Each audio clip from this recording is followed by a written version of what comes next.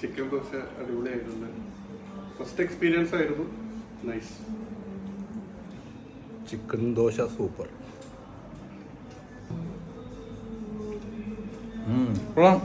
അടിപൊളി. ചിക്കൻ ദോശ ഉണ്ടാക്കാൻ പാൻ വയ്ക്കുന്നു, മുട്ട ഒഴിക്കുന്നു, ഉപ്പ് മാത്രം ചേർത്താൽ മതിയാവും. ചിക്കൻ കറി ഉണ്ടല്ലോ, നല്ല സ്റ്റൈലായിട്ട് ഉണ്ടാക്കിയ ചിക്കൻ കറി ചെറിയ ചെറിയ പീസുകളായിട്ട് നമ്മൾ സ്റ്റഫ് ചെയ്യുന്നു. തലേ ദിവസത്തെ ആണെങ്കിൽ പൊളിക്കും, ഒരു രക്ഷയില്ലാത്ത ടേസ്റ്റ് ആയിരിക്കും. എന്നിട്ട് ദോശമാവ് നമ്മൾ മുകളിലായിട്ട് സ്റ്റഫ് ചെയ്യുന്നു. ദോശ ചുടുന്നത് പോലെ തന്നെ പരത്തിയെടുക്കുന്നു. ദോശ ചുടാൻ അറിയാമല്ലോ അല്ലേ?